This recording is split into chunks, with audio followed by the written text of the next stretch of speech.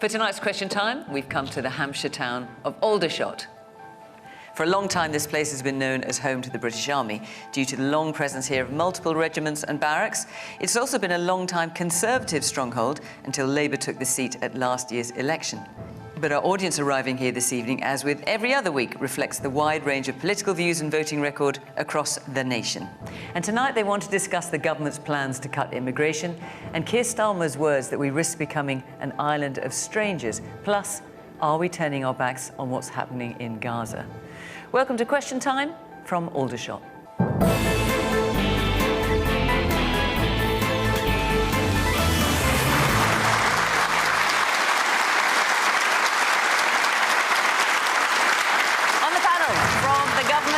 Peter Kyle, Secretary of State for Science, Innovation and Technology. He's the MP for Hove and Portslade and has been in Parliament for 10 years, almost to the day.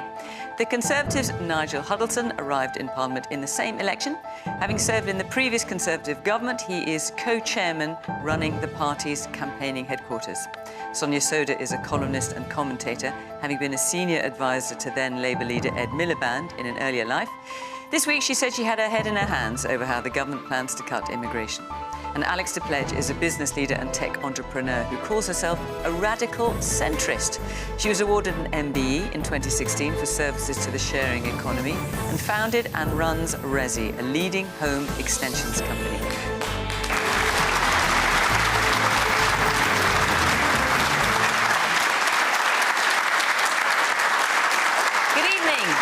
To our panellists, welcome to our audience here in Aldershot. Very nice to see you, and of course, welcome to you at home. Thank you for watching. And if you like, you can always join in the conversation on social media as well. It gets pretty lively, I can tell you. Anyway, let's take our first question, which is from Jennifer Cole. Is the Labour government's stance on immigration a heartfelt political position or an attempt to win back Reform voters? So, is it a heartfelt political position? Peter, let me just read you two things. In 2020, Keir Starmer said, "We have to make the case for the benefits of immigration and free movement. The whole of the UK is better because of immigration." This week, he said it has caused incalculable damage. Those two things do not go together, do they? Actually, I think if you read the entire speech that Keir made, those two comments do go together. How? Because you have to understand what we inherited. We inherited a system, whether it was both legal migration here or irregular migration to our country, both systems were out of control. Now, the argument has been made that immigration is good for the economy, but the previous government... I mean, Keir Starmer made that argument. Well, this is what I'm trying to make. The previous government moved for a fourfold increase in immigration from 2019 to 2024, up to 1 million people in 1 year, and growth in the economy was zero. They let control, they let loose, they lost control of the system entirely. Now, what we have to do is repurpose our immigration system. We need to make sure that the people who do come here and conform to the point that Keir made in that first statement are valuable and add value to our economy and society. But what he did say in that first statement was also, it shouldn't matter how much you can contribute to the economy. And that, no, he's always felt, and we have always felt as a party... It shouldn't be about what you earn, he said. We are the Labour Party. People who come to our country do need to do so in order to work and contribute to society. That has always been the foundational principle. And that kind of, the right kind of immigration, the kind of immigration where people come here because there is the need and it's good for them, is absolutely what we should be attracting. Now, what we're trying to do is repurpose it from what we've inherited, where the economy, any part of the economy, can basically hire anyone from anywhere, from wherever it's cheaper. And because our system is not producing the people with the right skills, we're finding people with low skill base. And believe me, I have respect for people who come from all walks of life and have all sorts of training and backgrounds. But we need to make sure that we are investing in people who grow up here so they have the right skills for their local economy and our overall national economy. So we have upgraded the skills that you need to have to come to our country to degree level. We want those people who are coming to our country, and we want to attract the best and the brightest from around the world. They have a clear pathway to our country to contribute to the skills we really need. We are increasing the levy for companies who do attract overseas labour, and that tax and that levy will go directly into the training of British young people who are growing up here today, so that we can plug that gap. And when it comes to irregular migration, of course, we have to get a grip on it, which is why we're increasing returns. We're doing deals with other countries so we can get a grip on the flow of migration into the country in the first place, and we can return fairness to our country. Let me just say one thing. In 2016, Louise Casey did a review of integration into our country. She said in that review, in 2016, that there were 760,000 people in our country that could not speak good English, couldn't communicate effectively in English. That number has gone up since then, not down. This contributes to many problems in communities, in neighbourhoods. And that's the point that Keir was trying to make. We want to move forward as a country, as neighbours, and not strangers. Okay. And I don't think it is wrong to make that point. If people come to our country now with a Labour government, everyone in the group that comes here, if it's a family, must speak good English. That's the foundational point of coming in. And at that point, of course, our country will be welcoming. Let me bring the Labour government will be welcoming. All right. And they can contribute and feel that they are valued here. Nigel. Jennifer, The question is it a heartfelt position? Or no, it's not. I don't believe a word of it. For the obvious reason that when we were in government last year, Keir Starmer and most Labour MPs, including yourself probably, Peter, voted 134 times against measures we were trying to bring in to be tougher on illegal migration. The first thing they did when they got into power was get rid of the deterrent, the Rwanda plan. So I don't believe a word of it. And even this week, when we've been putting amendments into the bill to put in a cap and to disapply the Human Rights Act, they voted against it.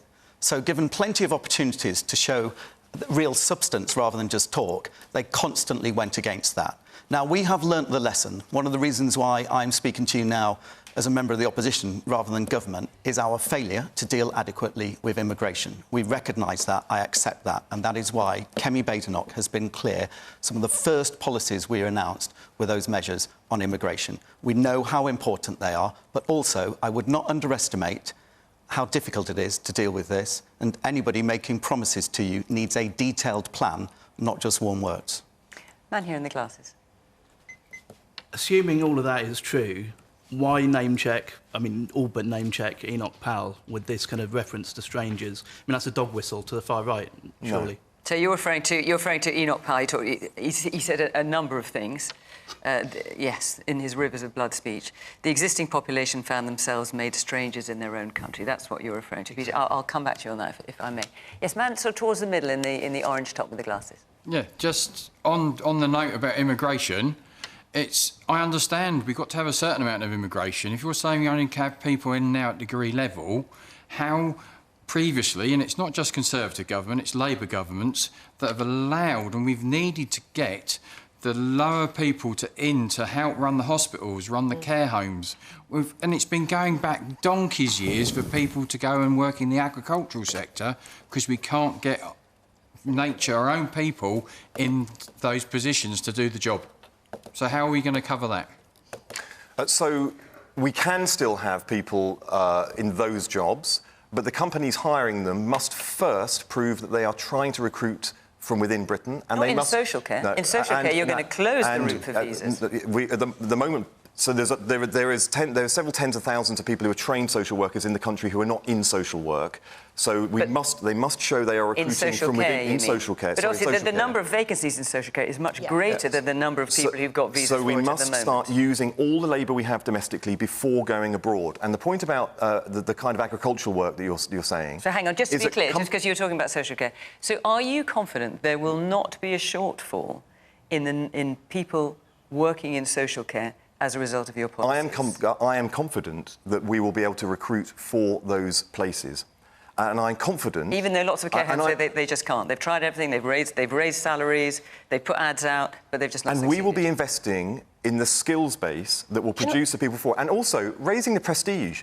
This whole debate talks about unskilled people working in care homes. It is an incredible job working in care homes, and it is highly skilled. I don't think we need to anybody was raise saying the that, aspirations that young people have in order to go into those Can I sectors. come in specifically on this care point? Because I think what I find depressing about the political debate about immigration is that I don't think politicians from either party, actually, or parties, I should say, these days, are being honest with us about the trade-offs involved in immigration, and specifically to the point on care. I'm really glad that you brought this up, because I've got a friend with very serious disabilities who requires round-the-clock assistance in order to be able to live with dignity and do her job. She has a team of 12 carers on rotation. Half of them are from the UK and half of them are from abroad because there aren't enough UK-based carers. It's almost another job for her to organise that rota. She's also a journalist. She had to take an emergency week of leave off her job the other week because she couldn't get enough carers to cover those shifts. She saw the news. She's actually Labour supporting, Peter. And she said she was kind of terrified at this news about care visas because half of her carers are from abroad.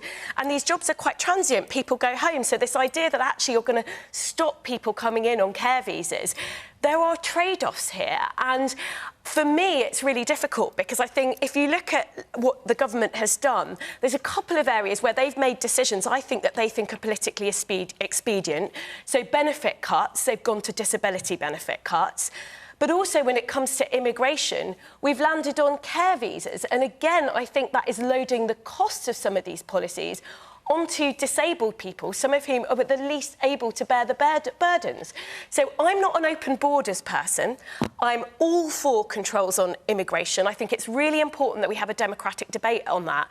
But I want our politicians to be upfront about the trade-offs. We've been using immigration to fill in gaps that aren't enough care workers in the UK. We are not going to fix that overnight. So what's going to happen to people like my friend?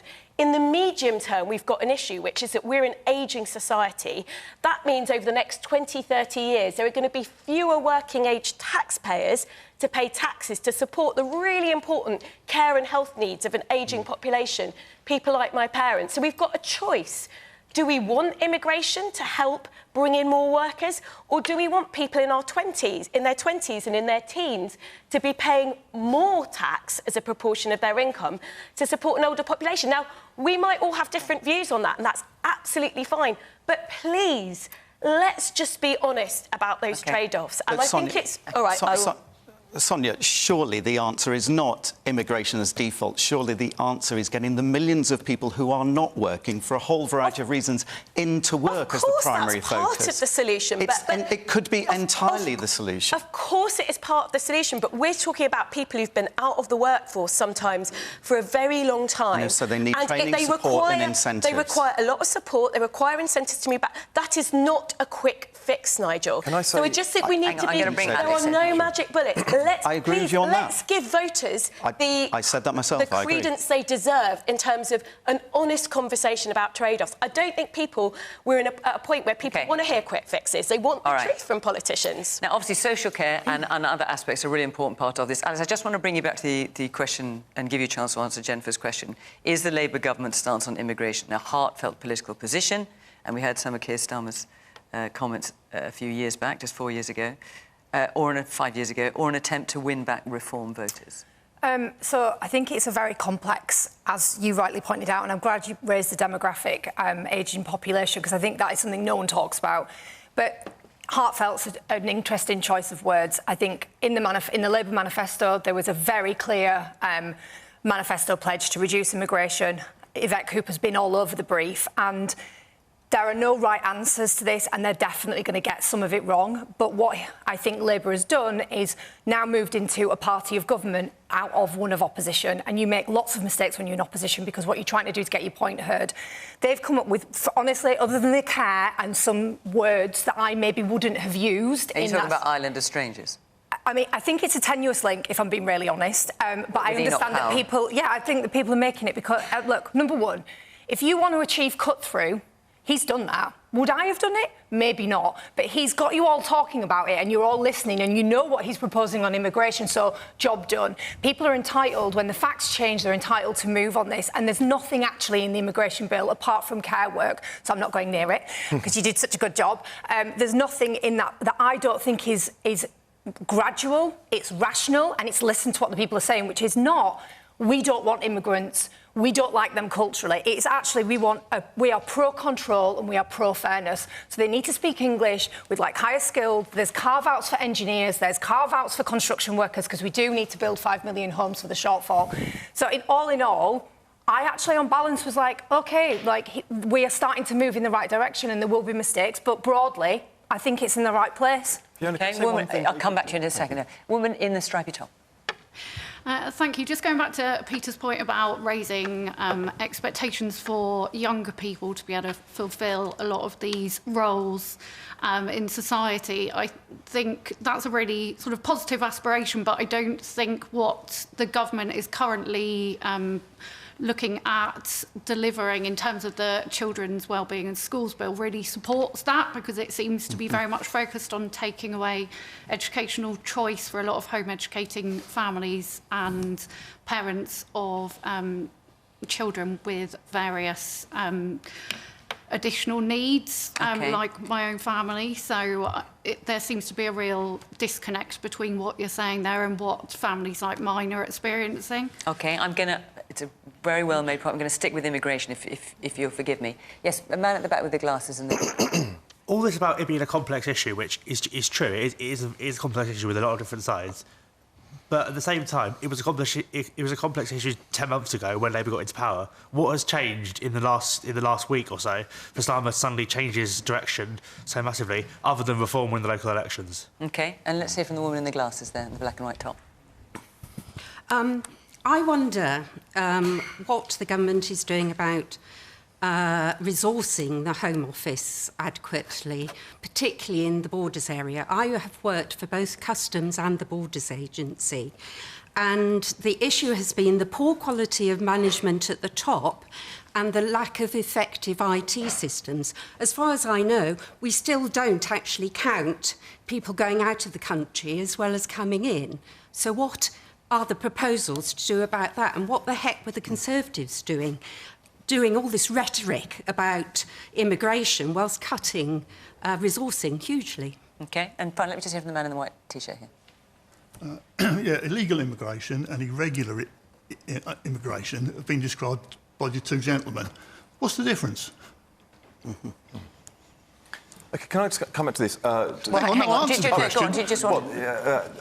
Legal migration is applying for a visa and coming here with a visa. Exactly. And that is what it now counts for the vast majority. And when the Tories in the last year hit 1 million, so what's the overwhelming amount was the visa. Now, when you see the immigration plan, well, everything I've just outlined is what the plan is to reduce that. No, you don't seem to get the problem. It's illegal immigration, not irregular. Mm-hmm.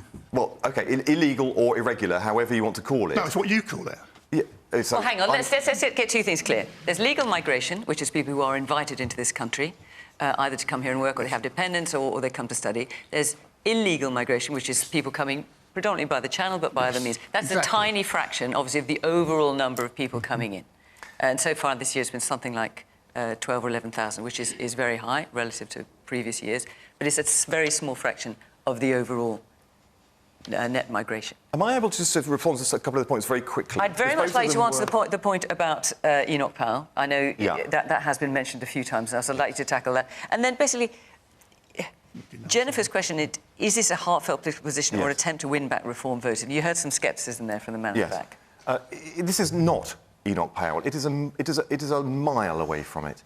We have to speak in a language which does capture the mood of the country, but when you look at what we're trying to do, it is about fairness, it is about respect for those people coming to our country, because a lot of the people who are coming in who do not speak English and are not qualified for the work will be trapped in communities. A lot of them are women who are not speaking English, who are there with families. It makes them extremely vulnerable to live in a country where you're not speaking English, you're not able to work, you are doomed to a life of worklessness in a community which isn't fully integrated into even the neighbours in your street. That's immigration at its worst, and we're trying to tackle that. That's what we're trying to do. In the 10 months since we've been in, we have increased border security guards by 1,000. We have returned 23,000 people who do not have the right to be here. That's an increase of 16%. 3,500 foreign criminals have now been removed from our country in the 10 months before we released this plan this week. This week, this plan, the Immigration White Paper, we've been working on for 2 years. This is not just out of the blue. It is not in the response to something that happened 2 weeks ago. This is our plan that we have had for government, and we are now landing it. And if I could make one quick point about, because the person, your friend, the people who are in the condition and in the situation your friend is in are the people that we go into politics for and as a party is driven for. But you did say one thing, and that's that the people who are working with her, the team that is keeping her functioning and going and looking after her well-being, is transient. We need to move from a transient set of workers, half of whom you said are from abroad, to a stable team that is trained and committed to the long term. That means that we, as a government, have got to get the skills right. We have to get the aspirations right for people who go into it, and we need to get also pay and also all the other things right. But we can't move from one to the other by accident. We have to have policies. All right, well, let Sonia reply. I completely agree with you on that, but, and there is a big but, care work is incredibly underpaid. The government is one of the biggest employers indirectly of care workers. Rachel Reeves isn't saying that there's money to pay care workers more. We're in a really dire fiscal situation as a country. So people look at this and they say, well, the government says the good care stuff will come later on, but we are clamping down on immigration from care workers. So it doesn't quite add up. And the other thing I did want to ask you was, I happen to agree with you. I think what Keir Starmer said was a million miles away from what Enoch Powell said. But I've still got a big problem with the language of immigration having caused incalculable damage. I think that is buying into a populist rhetoric that immigration is to blame for everything going wrong in this country, which I've is never said absolutely... that. No, but incalculable damage. That's what it implies, doesn't it? Immigration has upsides and downsides. It's good that we talk about them as a democracy, but it is not good to scapegoat immigration and hence immigrants for everything that's going wrong, including the state of the economy, the state of public services, the state of housing. And when you look at the populist right, I think they are really using immigration as a scapegoat for all of these things, and that isn't good enough from our Prime Minister. All right, go on. I'm afraid I do think the reality is that Labour had virtually no plans for anything. They spent 14 years in opposition and came into power and didn't have a clue what they wanted to do, whether it's immigration or the economy or a whole host of other things. And I find it a bit rich for Peter to talk about all his empathy for care homes and everything else. Rachel Reeves came in and whacked up national insurance, made the cost of all these things so much more expensive. And in terms of what's changed over the last few weeks, I think the answer for the Labour Party is quite simple. They lost the Runcorn by-election. That's the reason for the change in policy. But Nigel, they failed to support all the measures. We had every measure. We had legal challenges, everything, forced in Parliament against the measures we were trying to bring in for years, years after years. And I'll go back to this point. And the first thing they did when they came into government was scrap the disincentive, was scrap any deterrent. They still don't have a deterrent. Nigel, even when you were in government, you didn't actually get anyone to Rwanda. I think it's just worth pointing that out. It is, and that's not all down to the opposition. That is not all down to there was all sorts of things. But people were popping the champagne corks when Labour came in because they knew it was going to be very briefly, then I want to move on. Critical of the government, but I have to say, for you to say it's rich for Peter to say these things, it's even richer coming from you. You were in government for 14 years. The state of the care sector. Sorry, it's not on this government, it's on you guys. OK. All right. No, I'm going to move on. I'm going to move on. We've got plenty to say. I think they're in government now.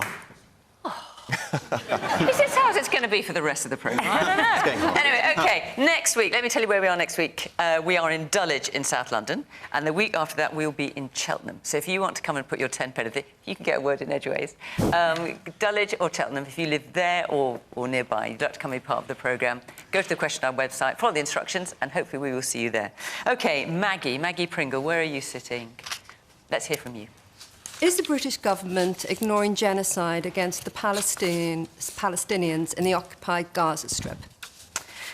So, it won't have escaped your attention, I'm sure. There has been a blockade by the Israeli government of food and medicines into Gaza for more than 2 months now. And the UN humanitarian chief, Tom Fletcher, urged the UN Security Council to prevent genocide in Gaza. That's the phrase that he used, and accused Israel of deliberately and unashamedly imposing inhumane conditions on civilians. Israel obviously deny that. There is talk from UN-affiliated agencies of catastrophic hunger for at least 1 in 5 of the population in Gaza. Is the British government ignoring it, Nigel? Look, I will always defend Israel's right to defend itself after the attack of October the 7th. But we've always said they need to make sure that they act within the law doing so. There are various accusations coming from the Israeli government about various protections that Hamas are using certain buildings and certain areas in order to actually fight from, and therefore are using innocent people as human shields, which is despicable. And obviously the Israeli government would say if Hamas would hand over the hostages and stop fighting, this would all be over. And I think there's a huge amount of validity to that at the moment. You know, there was peace, or at least a version of peace, before the 7th of October. Hamas have blood on their hands. By the way, Hamas, who I have no qualms, unlike the BBC, of calling a terrorist organisation. They are despicable, and it is not surprising, therefore, the strong feelings in Israel. But we will constantly call on Israel to make sure that they act within the law and act within humanitarian means wherever possible. And do you think they are acting within the law? I don't know the full details. I think the word genocide is a very powerful one and comes, obviously, with a lot of emotion and understanding. The key thing is to make sure that we do try and seek peace here. But as I said, you know, this is a horrendous situation in the Middle East, but this goes back to the 7th of October and the understandable feeling in Israel about what's happened. Hamas could hand over the hostages. They could do so tomorrow. They choose not to. OK. Sonia, is the British government ignoring what's going on? No, I don't think it's ignoring. I think it's a very tricky situation in the sense that what we're seeing unfold in Gaza, I mean, it's a complete humanitarian catastrophe. You've got the UN and other international organisations saying that Gaza is on the brink of famine. I'm sure we've all seen the terrible photos of little children suffering from severe malnutrition. The question is, what is the best way to stop this? And, you know, obviously I agree with Nigel. I've always supported Israel's right to defend itself. This, to me, is not a proportionate response anymore. And, you know, international law is very clear about the impact that you have on civilians when you're waging a war. And I do not think that blockading aid going into Gaza is reasonable or OK. The issue is what can we do to prevent Israel from doing this? And I think the government have got quite a fine line to tread, actually, because there is a lot of international condemnation, I think quite rightly, of what's going on in Israel. But the issue is you've got a president, Benjamin Netanyahu. There are many, many people in Israel who don't support exactly what the Israeli government is now doing, including the families of some hostages. And absolutely, there are still hostages. There's over 50 hostages still in Israel. And getting them back in Gaza. Getting them back is absolutely paramount. But there are lots of families of those hostages who don't think that the action that Netanyahu's taking is either proportionate or going to be effective in that. So the question is, how do we influence Netanyahu? And I think international condemnation is important, and there are some countries that have been louder on that than others, but there are also some countries who are working behind the scenes. And I think probably, I mean, it's worrying because Trump is incredibly unpredictable, but Trump is probably the global leader who's got the most power to influence Netanyahu and to bring him back from what he's he's doing on the brink. The issue is that Netanyahu, he is looking after his own political interests. That's what I see. He's actually causing untold damage to Palestinians. Hamas don't care. They're a terrorist organisation. They don't care if their own children are starving. But, you know, you've got Netanyahu, who basically has a coalition with elements of the far right in it. And he is waging a war, I think, in a way that goes to his own political interests rather than the long-term interests of Israel. And I think that's why so many Israelis don't support him, because they can see these actions are grooming a future generation of terrorists in Gaza. So it's really difficult. But no, I don't think the government are ignoring it. Man at the very back in the white T-shirt. Do you not think that there would be an argument to stop arms sales while you can't guarantee the safety of Palestinian people? For example, there's been a BBC blockade since at least October. Do you not think that there would be the possibility? BBC blockade, did yeah, you say? there's not any journalists allowed within the Gaza Strip. I thought it was a BBC blockade on arms for a minute. I thought, oh my goodness, the war, that's way specifically beyond my within the Gaza Strip, journalists aren't allowed to report on the conditions and are not allowed in. Do you not think there'd be the case for a blockade of arms sales until you can guarantee safety? OK, I will come to you on that, Peter. And here at the very front. Just picking up on your point about how you were very confident to say that you fully support Israel and that you're happy to say that Hamas is a terrorist organisation. The history of it goes way back a lot more than October 7th. And even if we just keep it to current, step away from Gaza, look at the West Bank, will you not confidently condemn Israel for increasing the settlements? And even what you said about, you know, securing Gaza, Israel has a plan to expand to a greater area, even than Gaza, Lebanon and so on. Do you not condemn that action? Do you not have a stance that's as strong as your thoughts against Hamas? We're against illegal settlements as well. But remember, Israel is a legitimate state, and of course we all want a two-state solution. That's a long goal. Right. But we've got a terrorist organisation that wants to wipe Israel off the map and has said the moment that they have the opportunity to put on arms again and destroy Israel, that's exactly what they would want to do. That is not the same the other way around. So it is a different situation. Hamas doesn't have the power to do well, they were pretty powerful on the 7th of October. Of course, yeah, of course, okay, we can say that. But yeah. The damage that has been done since has been hundredfold. So to say that Hamas is as much of an existential threat as Israel is beyond ridiculous, really. Well, I don't. Okay, there'd be people who would take issue with that. Yes, the woman here. We just celebrated VE Day last week. Obviously, the end of fascism, Hitler, Nazis, and obviously that was a genocide. And the same thing is now happening to a different group of people. How can that be that we are celebrating that, but by supplying arms to Israel, how can that be? Also, I should just point out, of course, that Israel denies that there is a genocide. They will claim that they are tackling Hamas, and that Hamas doesn't care about its population, and the people are, for Hamas, collateral damage. That is what they would claim. But there are others who do want to use that word. Alex?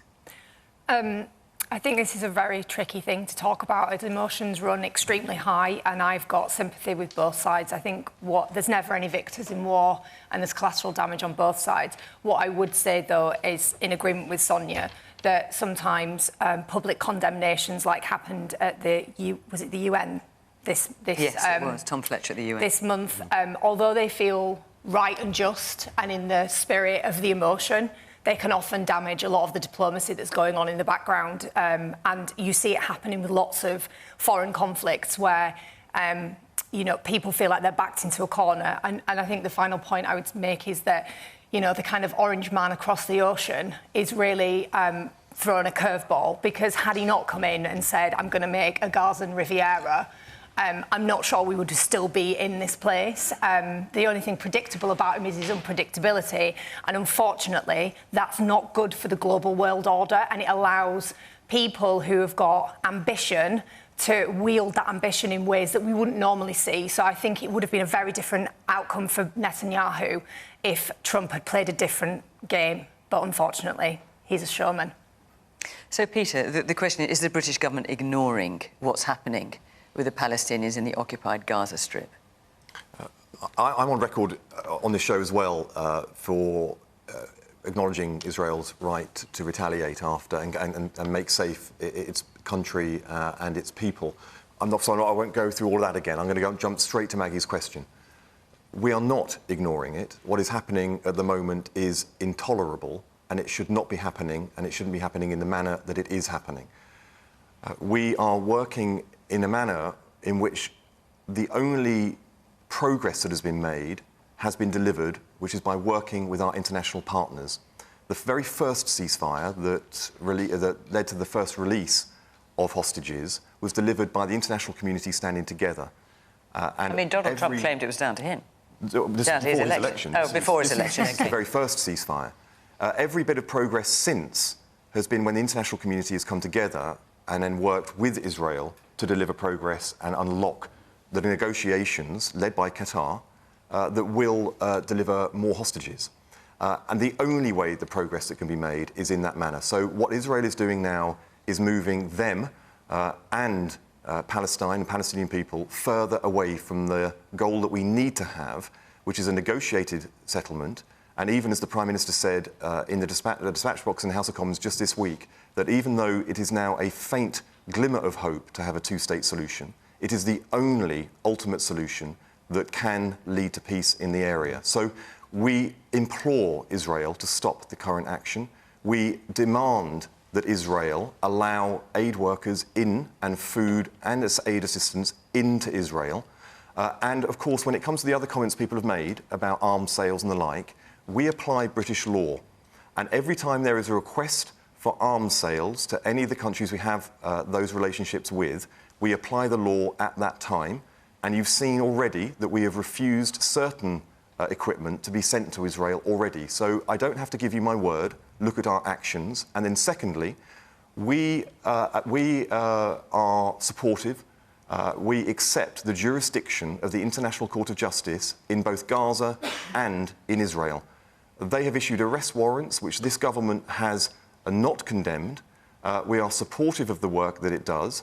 They have issued arrest warrants for Hamas, the terrorist organisation that originally led to that original attack on October the 7th, and they have done so in Israel as well.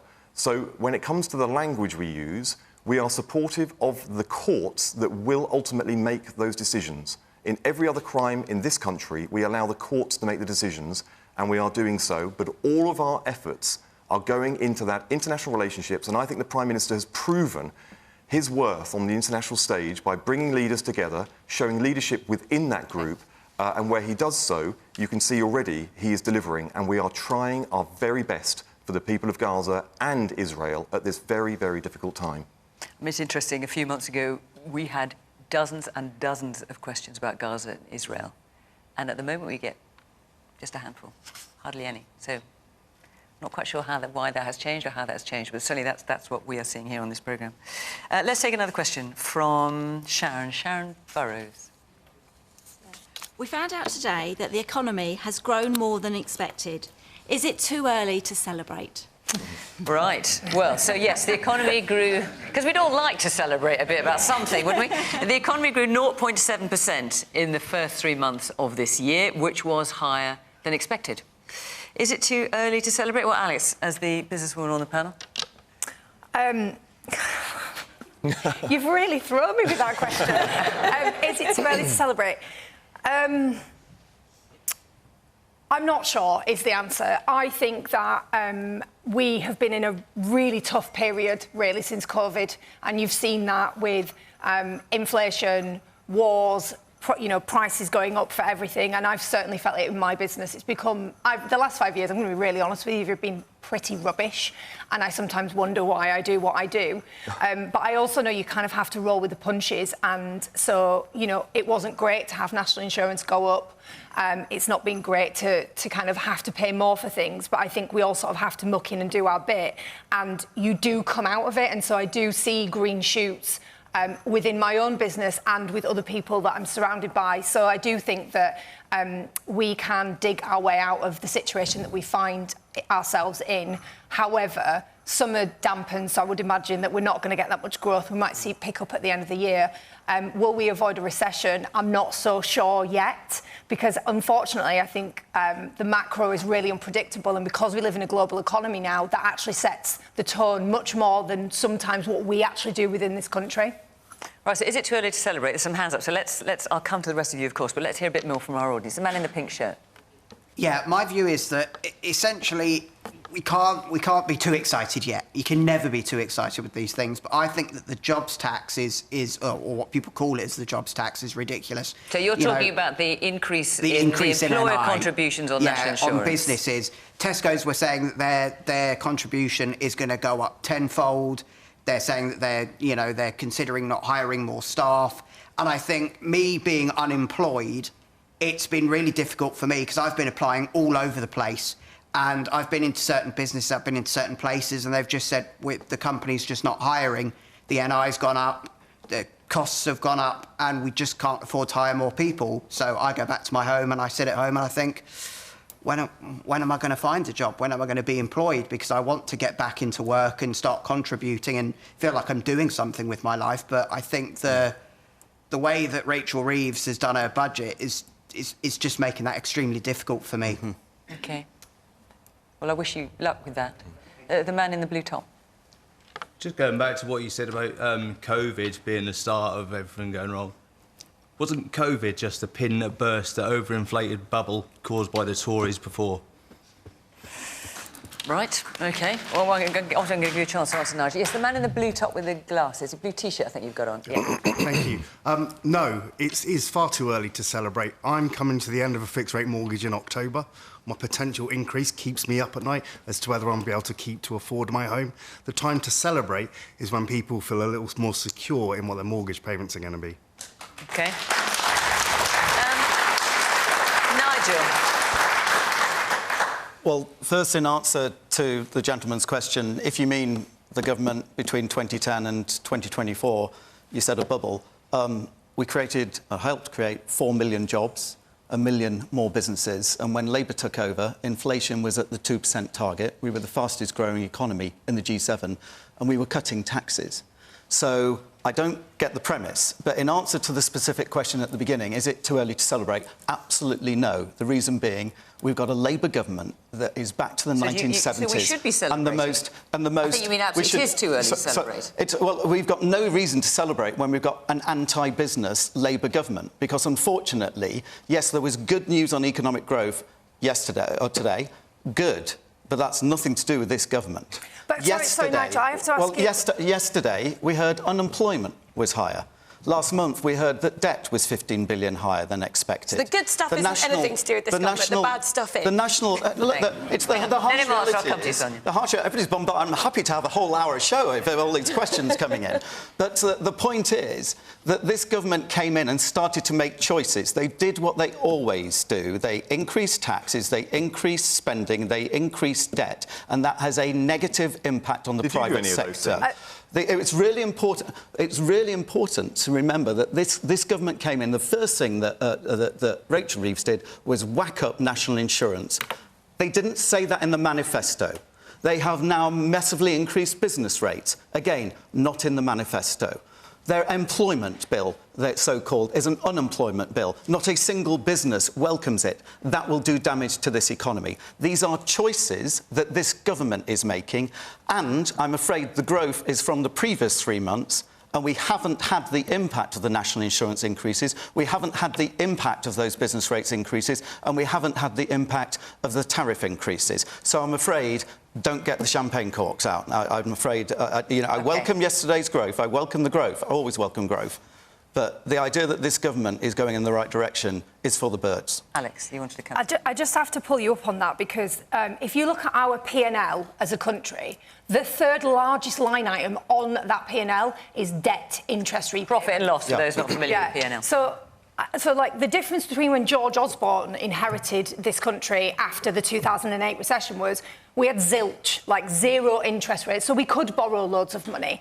We can't borrow loads of money. So my question from you is, because I get it, I run a business. That national insurance hit me. You know, there's been lots of things about this government where I don't love what's going on. But unfortunately, we have a collective pain to bear if we want to get to the other side. And every single time anyone does anything, like, we all squeal. They need more money for universities, more money for the police, more money for education, more money for healthcare. Where's this money coming from? So my question to you is, what would you have put up? Where would you have got this money from? Because there's no magic money tree. Well, first of all, you are correct. You are correct. There was massive debt because we spent £400 billion during the pandemic saving lives and livelihoods. And I think every sensible person in this audience knew that at some point that would need to be paid back. And we were but Alex's honest question and is, where straightforward. would you have got the money from? Well, we would not have...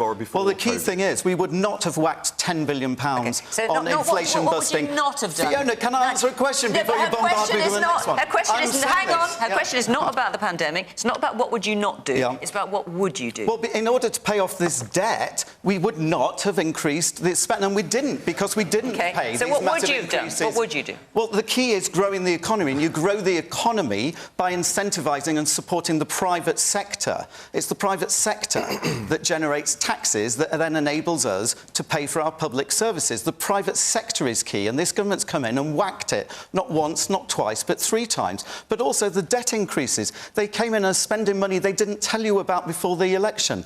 You know, £8 billion on a national wealth fund. They spent £7 billion on GB Energy, £10 billion on inflation-busting pay rises. That's £25 billion there, and then they have the audacity to pretend there was a black hole. The black hole was one that they created. Do not believe it for a minute. Do not believe it for a minute. OK, Peter, I know you will want to respond to lots of that, and you will, of course, get your chance. But let me hear a bit from the audience. So who's got their hands up? Yes, man here in the front. I think there's a very good point worth making, that the reason Labour have had to do this is because one thing a government needs to perform well internationally is credibility. And that's why the debt crisis went crazy in the first place, because of your government. So they had to come in and do these things because Liz Truss had completely wrecked the debt market, which is why your mortgage... It was even higher under Labour. It's even higher under Labour. Okay, this is a good thing. After the budget. Look at countries like Norway. They used their natural assets to create a sovereign wealth fund. Now their public health services are actually funded. That's an excellent idea. GB Energy, excellent idea. Energy control, why are you against these things? All right, let me hear from the woman in the yellow.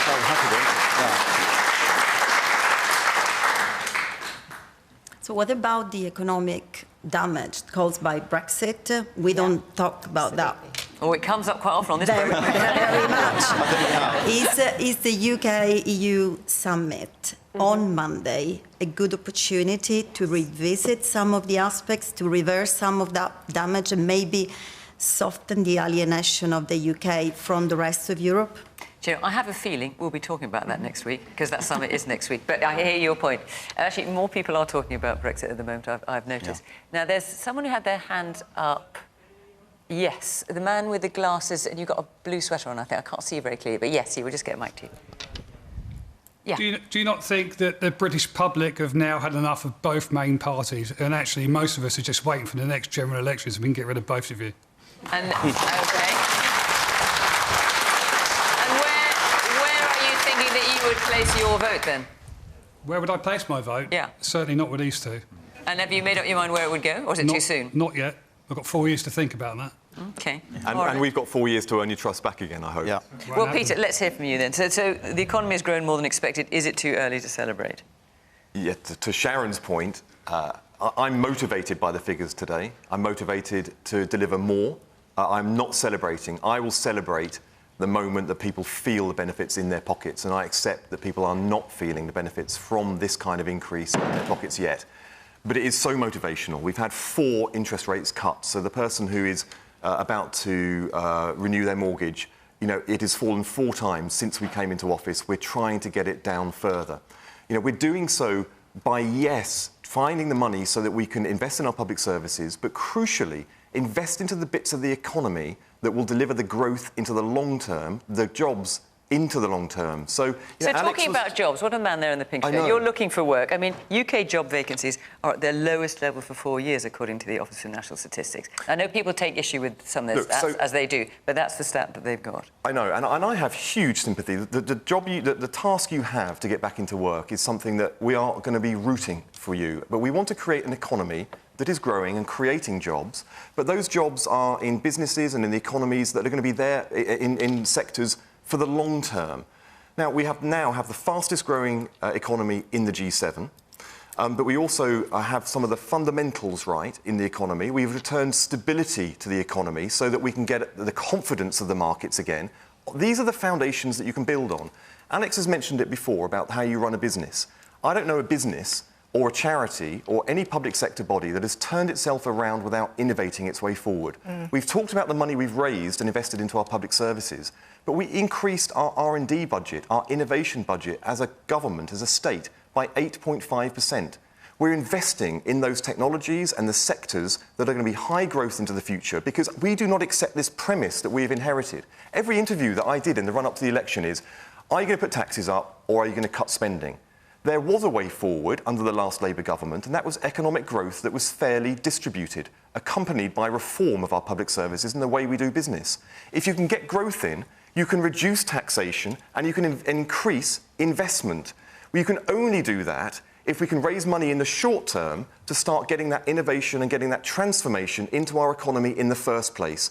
So you're right to say that we're taking difficult decisions at the beginning, and we're brave enough to do those difficult decisions despite, we know, not actually causing hardships in some places, causing challenging discussions between our politicians and groups of people, but we will do that to get to the point where we have an economy which is there into the future with the sectors that are going to be fast growing into the future. And look at what we're doing as a government. We're investing in technology across government itself, and then next month you're going to get a gov.uk app. You'll be able to interact with public services differently. You're going to have a gov.uk wallet there, and you're going to have a digital driving licence by the end of this year. Interaction with the government is going to be swifter, faster, and on your terms, not always spending the time on the phone, wasting your time. These are the things that can be done swiftly in government, and we're doing it. So That's a long list. Sonia. I want to come back to the gentleman who made the point about COVID popping the bubble, because actually I think it was a financial crisis that popped the bubble. And the issue we've got with the British economy is there are long-term structural issues with it, which basically the city powered lots of growth and productivity growth in the 1990s and the 2000s, and it sort of covered up those sins. So what we've had since the financial crisis is stagnating living standards. We've had lacklustre growth. That's been due to levels of business investment in this country are too low compared to other countries. I'm somebody who believes you do need to kickstart that, and that was a problem with the last Conservative government. We didn't have enough public investment to kickstart that private investment. So I happen to like some of the stuff that Rachel Reeves did in her budget around green investment. Personally, I would go further. For example, housing. For me, it's an absolute no-brainer for the government to invest in building affordable housing for rent for young people so they can move where the jobs are, for example. If I were the Chancellor, I'd be doing that too. But I do think Rachel Reeves is heading in the right direction. I just want to say two things very briefly. Very briefly, because I want to get one more question in. This idea that, you know, Rachel Reeves put your taxes up. Yes, she did. That is because of the fiscal state that the Conservatives, the fiscal inheritance she got from the Conservatives. Because of their spending. Taxes had to go up, unfortunately, and the revenue generated has been put into the NHS, and I think we'd probably all agree that's money well spent. On Brexit, just very finally, the last thing you do as a country with our issues is to put up masses of trade barriers with your closest trading partner. That was absolutely nuts. And as a quick win on growth, I mean, it won't be that quick because we've got to renegotiate. We should absolutely be looking to rejoin this, not the EU, but the single market and customs union. It is a no-brainer for us in terms of making us richer and you and me better off, because it's one of the reasons, not the only reason, why we're poorer at the moment. Yeah, I just about got time.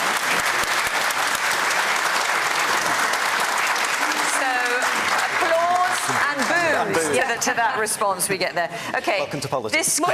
This question deserves more time than we're giving. I've got about 6 minutes, but I do want to try and squeeze it in. Richard Greenbury. Oh, yes. Oh, it's you again, right. That's what I meant. I don't know who put these questions in. When will we admit that social media is the root cause of so many societal, economic, mental and political issues in this country and globally? And why are we all willfully letting it continue? So that is a massive area. What are the key problems for you? It seeps into every single kind of aspect of life, like, not to call you out, but like taking a selfie at the start of this to advertise. You know, it's not an issue, but we're here, enjoy it. Like, I'm a musician, and our music gets summarised by how many likes and followers we have on Spotify and Instagram, instead of the value of what we've created. And it's a real shame. And I think we're seeping our willpower to, in a sense, a very small handful of uber-rich people who are just probably laughing at us discussing kind of, to them, trivial things like this. and we're all just wasting our time and having our willpower sold to the highest bidder. OK, so look, we've got 5 minutes, so you're all going to have to be really brief. And this is your brief, so I appreciate that's tricky for you, Peter. Alex? So I 100% agree with you. I think that one of the things that has really become so evident to me post-COVID is how much we are lacking connection in society, and we have a loneliness epidemic. You know, Putnam wrote the infamous Bowling Alone in the 1970s about how people were bowling alone, right? So there was the decline of youth clubs and scouts and churches and all that stuff, right? Imagine how much worse it is 50 years on. You know, pubs are closing at a rapid rate. Like, people are lonely and they're dying in their homes from loneliness, and men are committing suicide at the highest rate. And it's because we're not experiencing that connection anymore. And so for me, like, I think it should be addressed. Do I think the government should start legislating? I'm not so sure. But the one thing that I would love you to do for me, Peter, after tonight, is we need to ban social media and smartphones in schools for children.